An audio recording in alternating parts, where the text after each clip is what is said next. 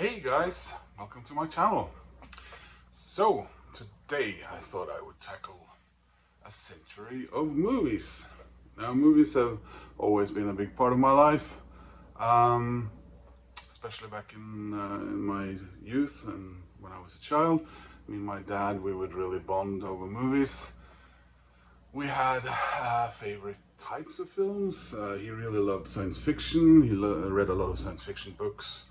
And also we had actors that we both liked, like Gene Wilder, Jack Lemmon, Woody Allen, Jacques Tati, and a few others.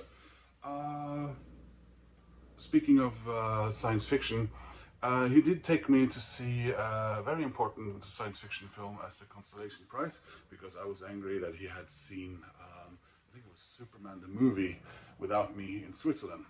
So there was a 10th anniversary showing of the movie 2001 A Space Odyssey. And I was not a happy camper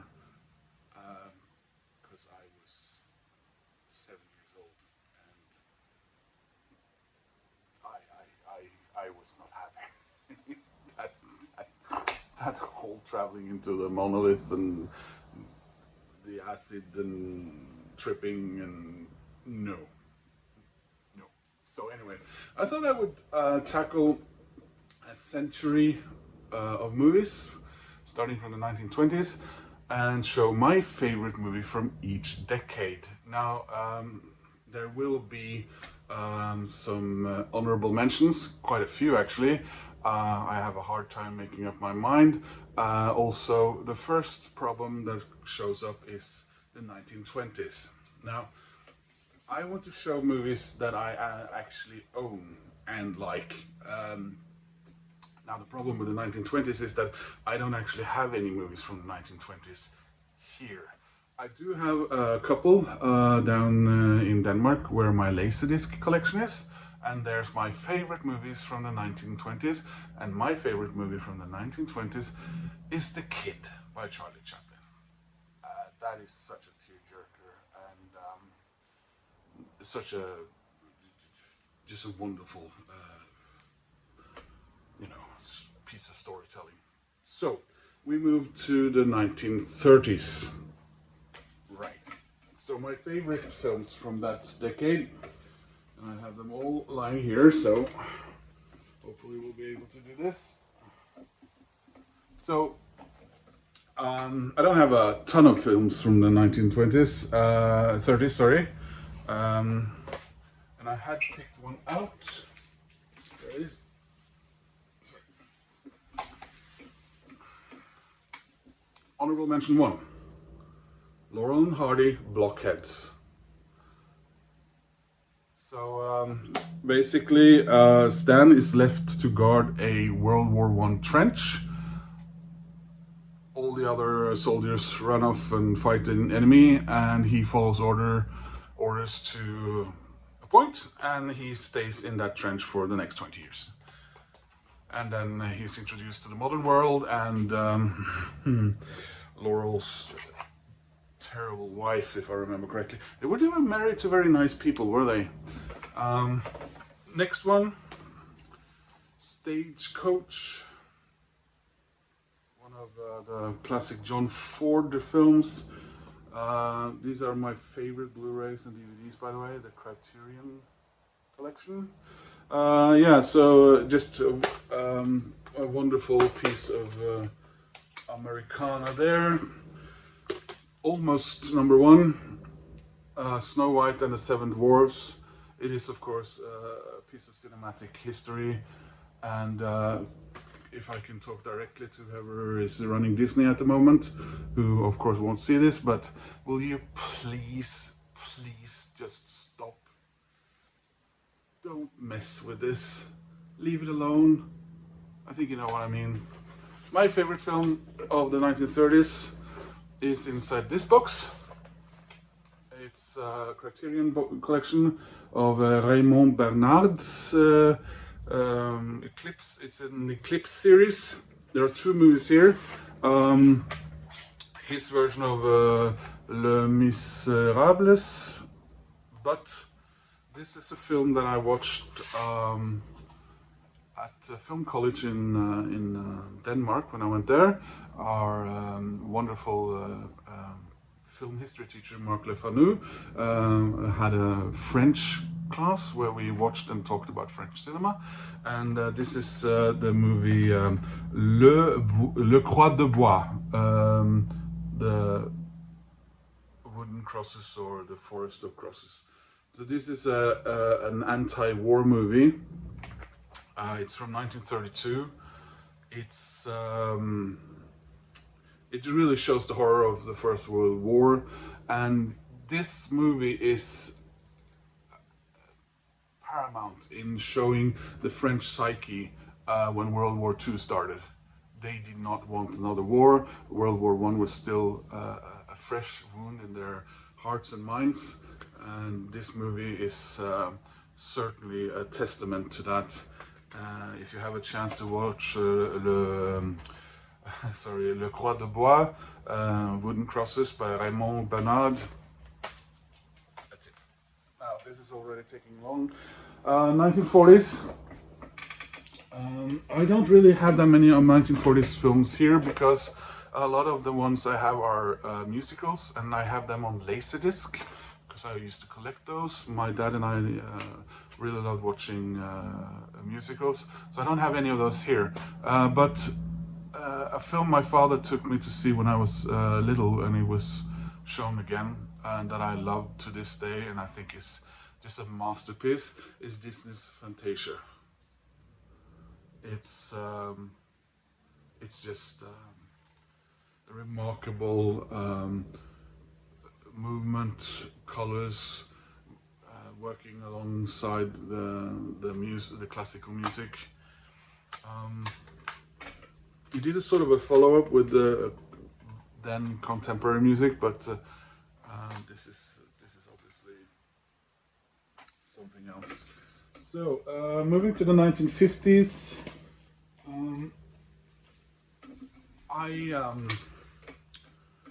my favorite film of the 1960s is a bit difficult. I have trouble making up my mind, and I was going to show you, but I don't appear to have it here. It might be in Denmark.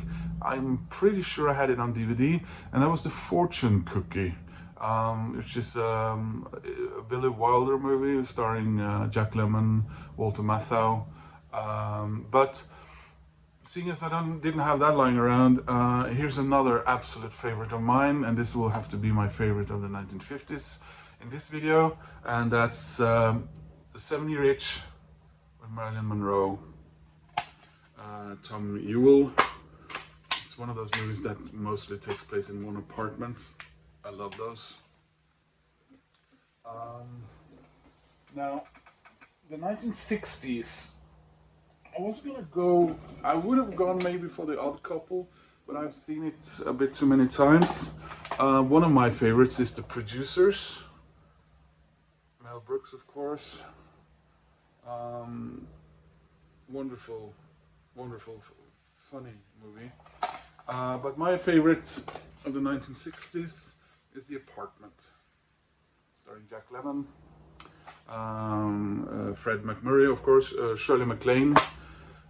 It's just an everyman trying to make it in the world. He's on the lower pegs trying to climb the corporate ladder, and he's letting everyone above him use him. And she's kind of in the same position. Wonderful movie. The Apartment.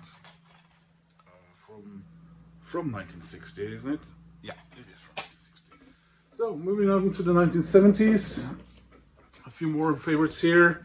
Jack Lemmon, of course, is always a favorite of mine. The war between men and women. One of the reasons I really love this is it's about a cartoonist who's losing his eyesight, and it's relationships, and it's just very funny. I wanted this movie for years, and finally came out in. So this is actually a DVD bought many years after we started Blu-rays, but it's bought from Amazon US. Then one of the funniest movies in the world, of course, Blazing Saddles. incredibly politically incorrect.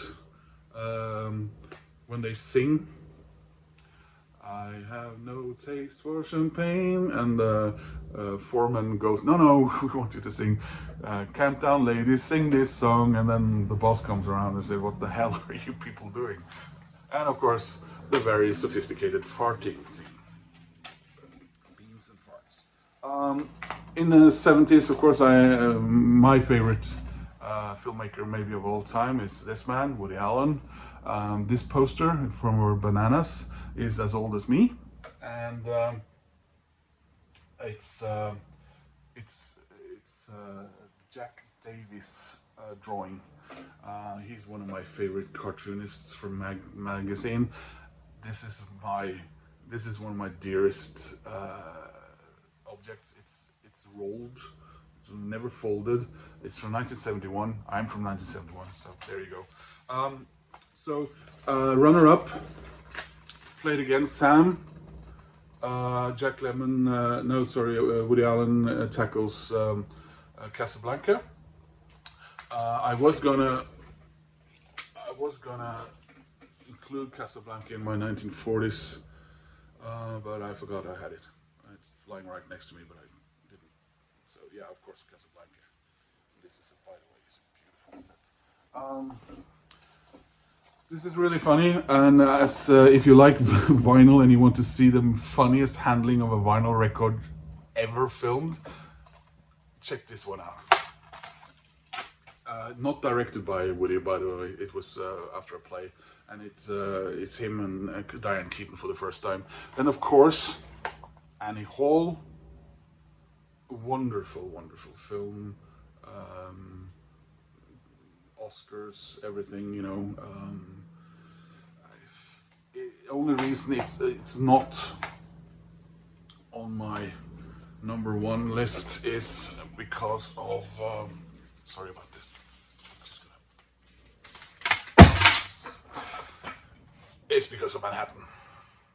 I think Manhattan is a masterpiece in not just cinematography and storytelling and just showing New York as a cast member, but the music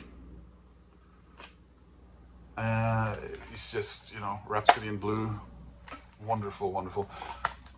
I have this on another CD. The reason I haven't unpacked it is because it's the only CD that I've ever bought in a record shop in New York City. So I never had I never got myself to open it. So that was my favorite movies from the 1970s. Manhattan. If nothing else, get the movie poster, frame it, and you know, make your apartment look nice. So 1980s. Very, very difficult decade for me to pick a favorite.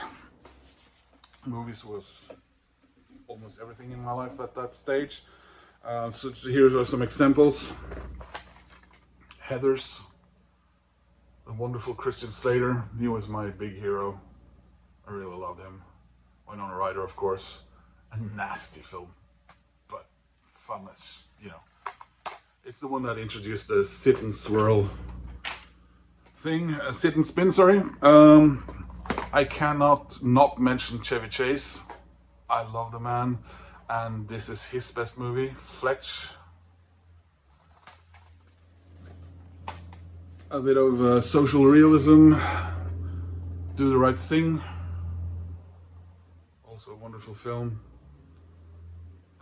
A film where you can really feel the heat. Not just in the dialogue, but in the weather from the movie. Spaceballs. I mean, come on. Combing the Desert. When is now? Now is when.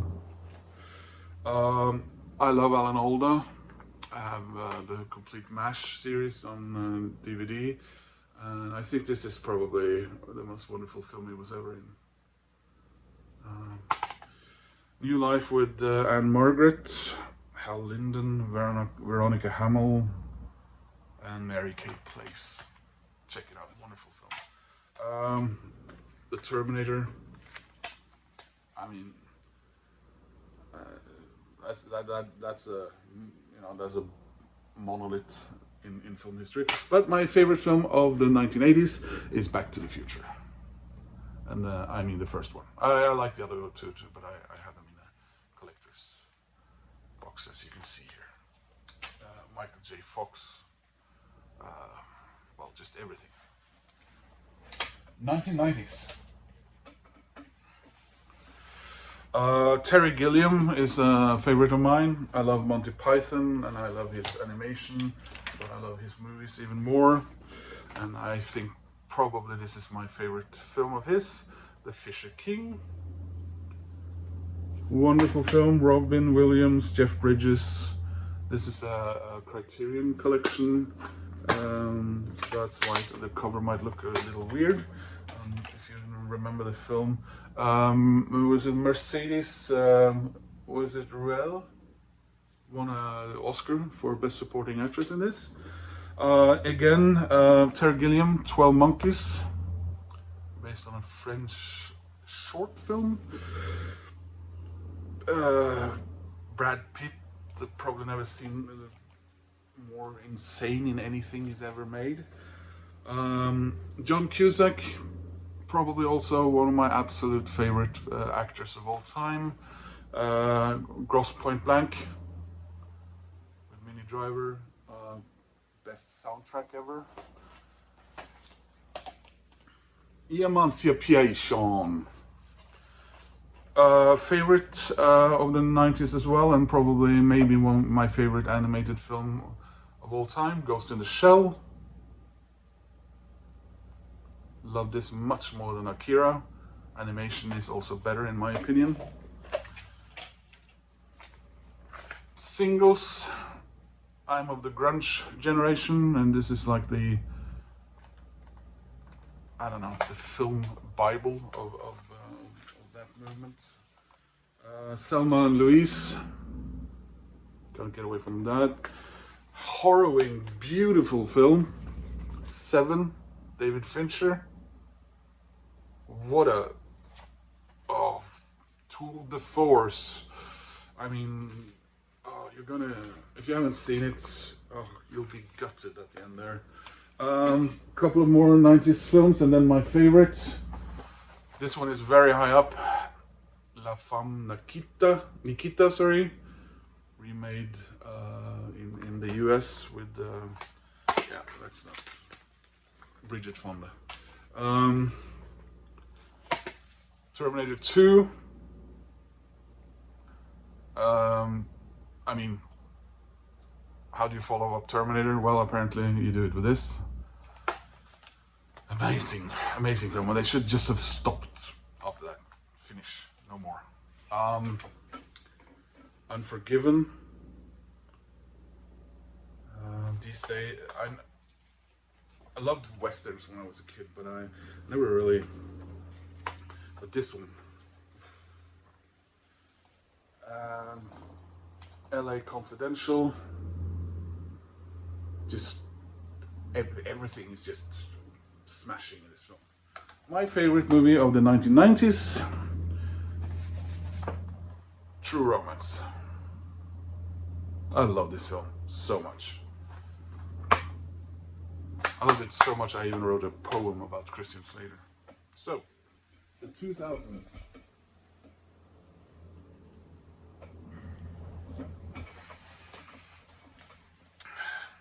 Hot Fuzz. A wonderful Simon Pegg and Nick Frost. That's the second in the Cornetto trilogy. Shaun of the Dead is also wonderful. Didn't like the final one that much. The End of the World. Hellboy 2. Everything came together here. Guillermo del Toro, just wow, everything looks fantastic. And then he didn't get the money to make the third film, and the next Hellboy film. Never talk about that to me. This is my runner-up for favorite film of the 2000s, The Lovely Bones. A beautiful, beautiful, harrowing, but so beautiful film. It's just, yeah. And maybe most beautiful woman in the world is in there, Susan Sarandon. Moon, absolute cracker. Directorial debut of Anton Corbijn, you know, the Depeche Mode photographer, video director, from Troll. So that's about you know, the Joy Division singer Ian Curtis's life. Up. I mean, wow. This from the film company Pixar, who used to be unable to do anything wrong. But my favorite film of the 2000s, or whatever you call that decade, I saw it 5 or 6 times in Sydney. One of the reasons was I went to Australia because of a woman that I was in love with, and that fell apart almost immediately. So until I could go back to Norway, one of the things, oh, Denmark, sorry, I was living there, was go to the cinema. And I watched High Fidelity over and over again. I read the book. I've been listening to the soundtrack over and over again. This is just, and speaking of beautiful women, and she said no to a further career in Hollywood after this, the wonderful Danish actress, my love of my life, Iben Hjejle. Oh, yeah, no, well, anyway, before I move on to the 2010s, here are some honorable mentions from countries that I have sort of feel I have to include. Pusher, funny, tough as shit, Danish, everything going wrong for a drug dealer film. Kim Bodnia. Dunderklumpen, a Swedish live action film with animated characters. It all takes place in midsummer in a Swedish forest, trolls and everything, just wonderful. Another wonderful, beautiful Danish women. Danish women are, of course, the pinnacle of everything. Nynne. This is like the Danish Bridget Jones film, and it stars Mille Dinesen in her debut role. And she's just, God, she's wonderful.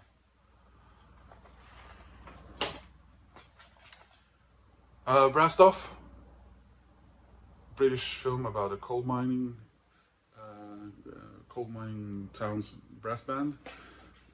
And the Australian movie Muriel's Wedding from Australia, wonderful Australia, wonderful film. 2010s, lots of science fiction here. Arrival, Looper, Interstellar, a criminally ignored film by Luc Besson, Valerian. Of course, I read the comic books, so that might be why I love this film. Oblivion, my favorite film of the 2010s, My Man. Come on. Sorry, I lost my track there. Yeah, anyway, Moonrise Kingdom. I saw someone was calling me on my phone while I'm filming, so I got a little distracted. Just wonderful, wonderful film by my favorite contemporary director, Wes Anderson. And my favorite film of this decade we're in now, a bit difficult to say yet.